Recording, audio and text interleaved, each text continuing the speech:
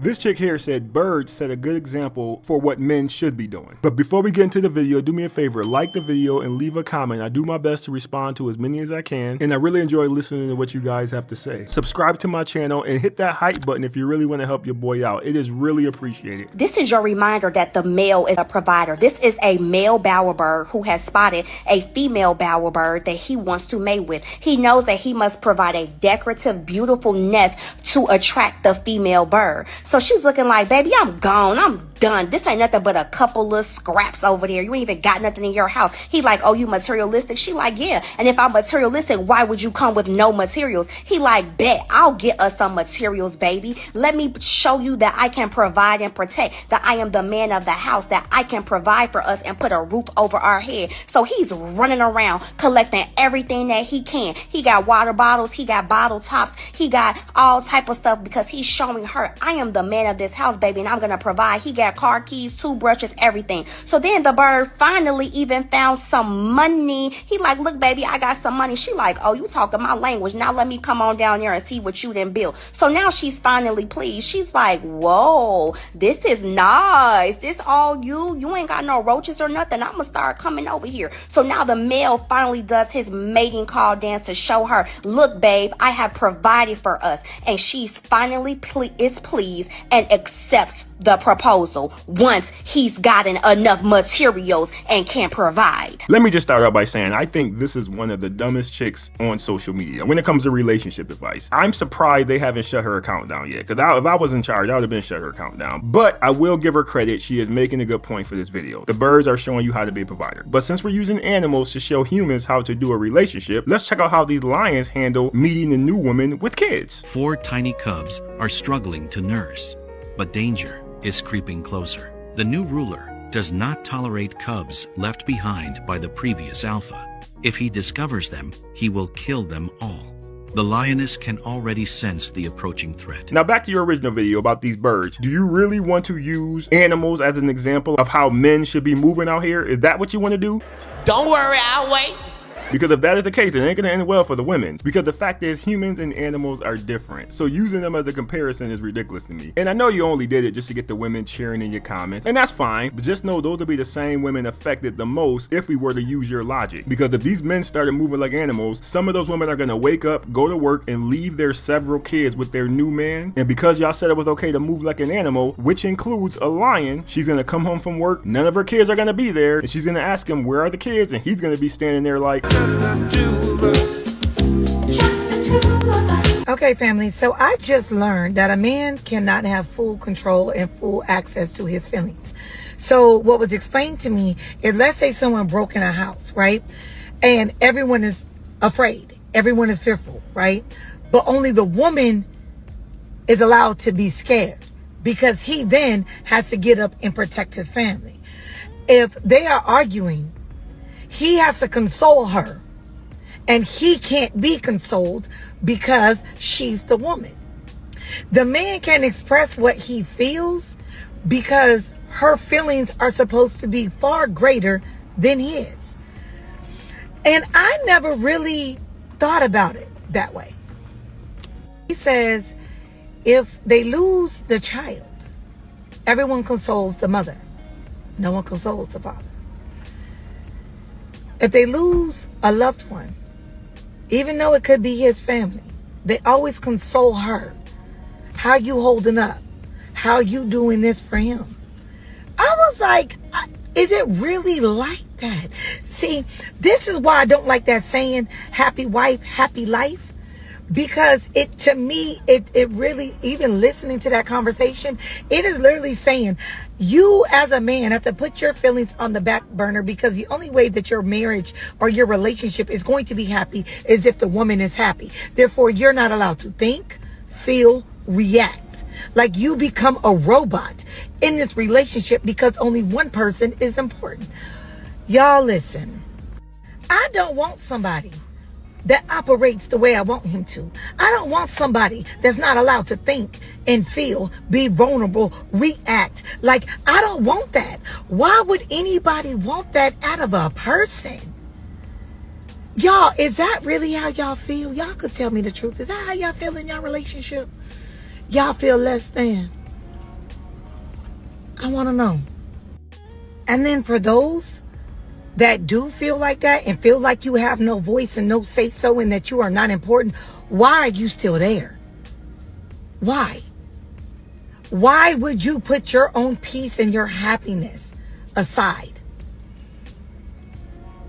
Y'all, I have questions. No, I believe this young lady is coming from a good place, and she's making some good points, especially when she was talking about the happy wife, happy life stuff. This is why a lot of men are no longer doing that, because that is not the type of relationship most men want to be in. But I do want to say this, as much as I appreciate her message, I just want to say to the men out there who are looking to get in a relationship or married or whatever, you gotta ignore some of the stuff that she's saying. Now, let me explain what I mean. Like, she was talking about a man can't be scared when the rest of the family is scared because he has to protect the house, and not even just in the house. Any situation, the man really can't be scared because he's the protector. He has to man up and figure out how to handle that situation. And then she was talking about in an argument how a man has to kind of protect her feelings more, so he has to walk on eggshells when they're having an argument. And then she started talking about how she doesn't want that. And as much as I want to believe she means what she is saying, the fact is a lot of women don't know what they don't know. And what I mean by that is if somebody broke into your house and your wife was scared, the kids were scared, they're all crying, and if she looks over at you and you're crying and scared too, even though you guys are going to get through that situation, there's a good chance she's going to lose respect for you. It's kind of like you hire a bodyguard to protect you. Then when somebody breaks in the house, you look over there and see your bodyguard crying in the corner. You're probably not going to want that bodyguard anymore. Sure, the guy's been around for a long time. You guys are friends. But when things popped off, he started crying. And deep down, it just doesn't feel good to you. Well, that's the same thing a lot of women deal with when they're looking at their husbands. And I'm not saying this young lady is coming from a bad place, but I'm just old enough to know you really can't listen to women when they're telling you what they want. And if you don't believe me, go ask all of those good guys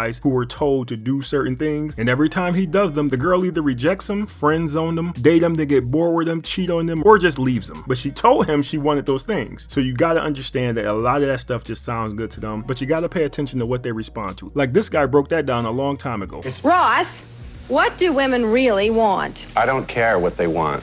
I only care what they respond to. See, my focus is a little bit different from your other guests. There's what women say they want, there's what women think they want, and then there's what they actually respond to. I'm not an academic, I'm not a theoretician. I'm interested in what works on the street when it's time to date and mate. And what women actually respond to is not what they say they want. You have to be very careful about taking women at face value. I know that sounds mean because women are people and they should have their own thoughts and feelings. But saying something and being in that situation is totally different. Like the young lady said, she wants her husband or boyfriend to be vulnerable, wants him to open up, share things and whatever. And as good as that sounds for her to say it, it is different when it is actually happening. I am not saying it is impossible for women to do this, because there are some women who have done the work on themselves and they are in a place now where they can handle these situations that I'm talking about right now. But those women are far and few. Most women can't handle these situations. In most situations, it is out of their control. If you come to your woman and start really opening up about your life and the stress that you're going through and how you feel like you got the weight on your shoulders, there are a handful of women who are going to take that and that's going to be it. They're going to give you a hug, tell you everything's going to be okay, and that's it. But a lot of women out there are going to lose respect for you. They're going to get the ick. And some of them will even turn around and throw it back in your face. I'm not saying this is all women, but what I am saying is that it is easier said than done. A lot of women say stuff like that, but when it's actually happening, it is different. You hear so many women coming online talking about how they want their men to be more understanding, more emotionally available. They want their man to be emotionally intelligent. They want their man to have feelings and all this other stuff. But a lot of women do not like it. So when I say you can't listen to her, I'm not saying her like you can't trust what she's saying, because she might be one of these women that I'm talking about who can handle it and she really wants this type of lifestyle. But I am saying as a whole, you do not listen to women when they tell you stuff like this. Women will tell you to do things just so they can get turned off by it later. You cannot trust their words. You have to look at their actions. I'm trying to help you fellas out. I appreciate what she's saying, but I just don't want men to take this and go home and think their woman is going to be as understanding. It doesn't really work that way. So before you get out there and start opening up and sharing your thoughts and how you feeling about stuff and crying and showing the fact that you're scared in situations, I am just telling you to be careful with that. Like I always say, if you have something to share and you're not 100% sure your woman is in a position where she can handle you opening up to her, put your house shoes on, put your robe on, go outside, walk around until you find a man. I don't care if he's a stranger, just start telling him your problems. And if you can't find a man, just take a walk until you find a wall or a building and just unload on that. You're better off doing that than telling that woman. You gotta be careful with this information. Quick question for the guys. Let's say like you walk into a first date. The girl gets there a little bit earlier than you. She's sitting at the bar and another guy has already approached her, is talking to her, like just keeping her company, whatever. Maybe he's flirting with her, but Are you going into it like feeling jealous and like mad at her because she let it happen and she's just being friendly? Or does it boost your ego because you're like, oh, like the girl I'm meeting with tonight is like hot, she got hit on?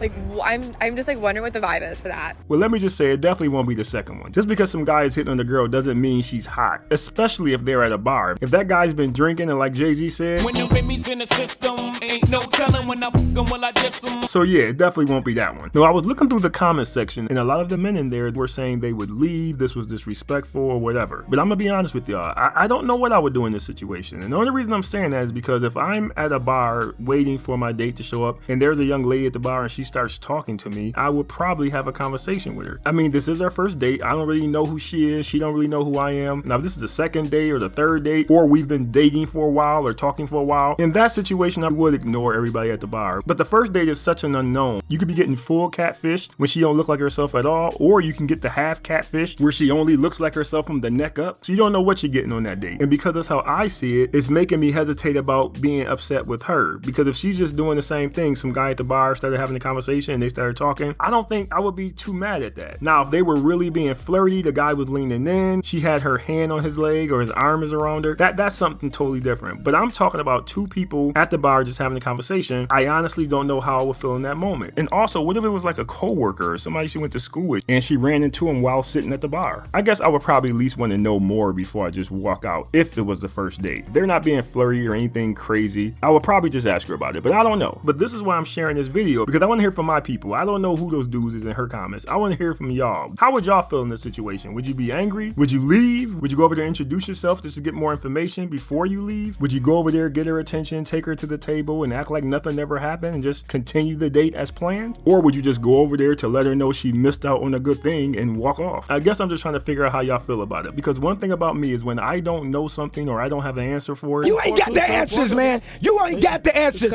You ain't got the answers. You ain't got the answers, Sway. I'm never gonna come on here and act like I do. So my thinking on this can be absolutely wrong. So y'all can teach me something. And ladies, same question to you. You walk in and see the guy that you're on the first date with talking to another girl at the bar. Would you get upset and leave, or would you just stay and have a free meal? But anyway, leave your thoughts on the video. Appreciate you watching. See you next time.